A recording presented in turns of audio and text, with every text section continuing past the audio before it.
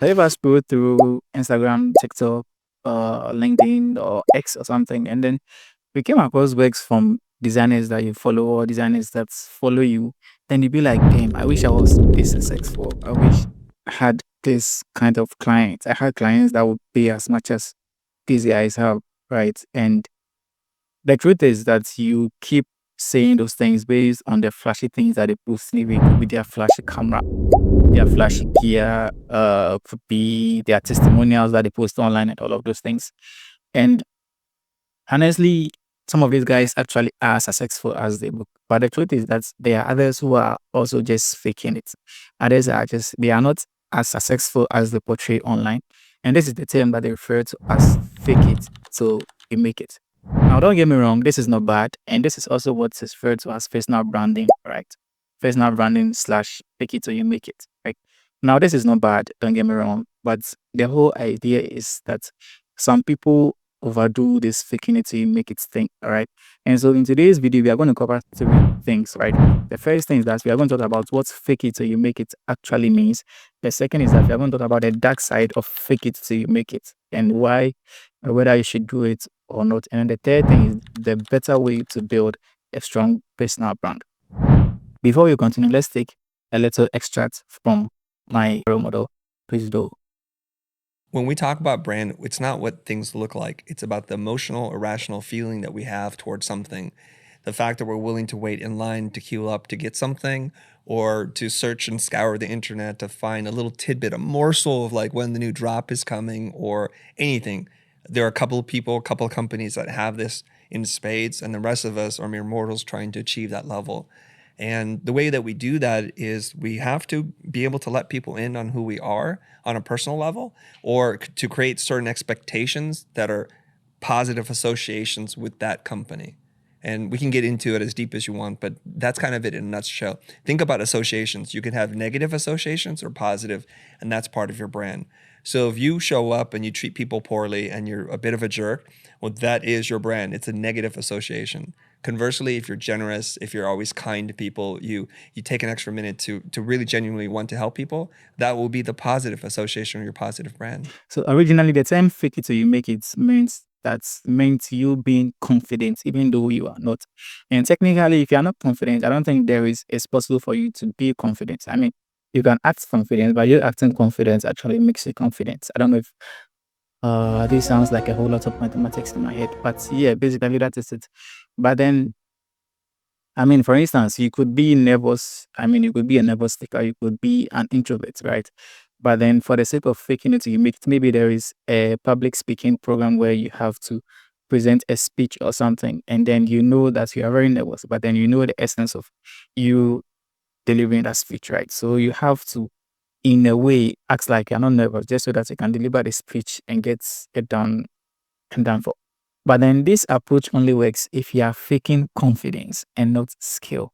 So the problem is when people start faking their skills, their lifestyle, and their identity as a whole. And this is where it becomes very, very detrimental. Now, common cases are maybe you could have a business coach with no real business. You could have a luxury, an influential designer or creative who literally has no clients or who has no works. And sometimes you could even see works from designers or creatives out there. And the truth is that the works are not even theirs. They could download designs from Canva, from Freepik, and then just stick on those two things, post them online, and then it just promotes their brand. All right. They fake it as though they made the work, as though they did that photo manipulation or whatever it is. But then in actual fact, they were not the ones who produced that. And that is where, in a case like that, it works. Some of them are able to escape that. They are able to get clients with that. And some of them are even able to get a client and even deliver to the clients using the same method that they used to fake it earlier. Right. But then in the long run, you can't keep up with that. And personally, I would say that I have even been a corporate of that fake it till you make it 10. Because there was a time when I was trying so hard to be better at being a creative. I was trying so hard to up my game in design and 3D art and all of those things. I mean, I saw others who were not as good as I was, but then they portrayed themselves to be that good. And I felt inferior, like I felt intimidated. right? So sometimes it's made me look down on myself. It discouraged me. But then I also decided, okay, why don't I just act as if I'm a professional? Meanwhile, I'm not.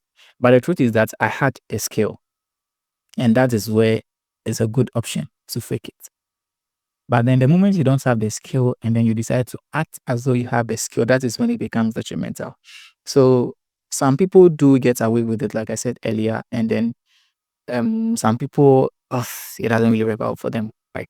So the better approach will be to one, be honest with yourself. All right. Be honest about your level of creativity. If you are now going as a designer, accept it, grow, work on yourself, put in the dedication, the work, the determination, the consistency, and make sure that you grow. Two, you also have to share what you do know. I mean, it's out there that the internet or YouTube is flooded, is crowded with information, right? And you may be thinking that, oh, maybe that thing I want to share online or that thing I want to share on YouTube, others already know, or there are videos on it on YouTube as well. I'm sure there are other videos out there that talk about faking it to make it all personal branding. I mean, my role model Crystal has videos on personal branding. I watch them all the time. But the truth is that your audience have not heard your own side of the story yet. Whatever you've learned as a creative or as a designer, others or those out there need to hear it from your own perspective. They need to hear your own side of the story. And that is what makes the internet interesting, right? You can say the same things that you learned, the same things that you think are on the internet, say the same things again, but then say it from your own perspective. Say it how you understand it.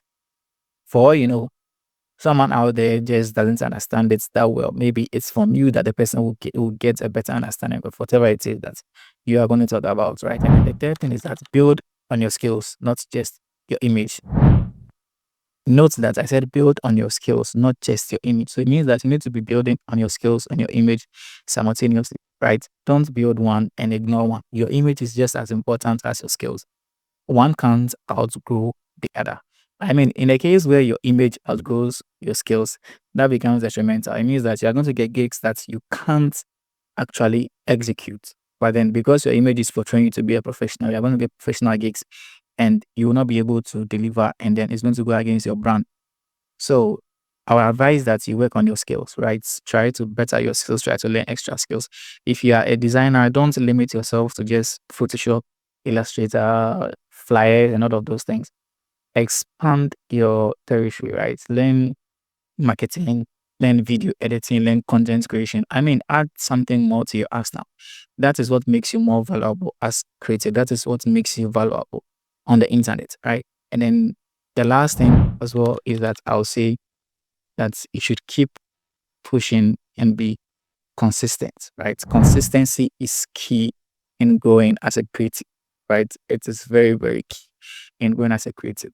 So let me know in the comments one thing you think you do to build your brand right away in the comment section, right? And if you found this video helpful, informative, and interesting, I'd really, really appreciate if you can like the video, subscribe to the channel, turn on the bell notification icon for more, and share this video for your fellow creatives whom you think might find this helpful.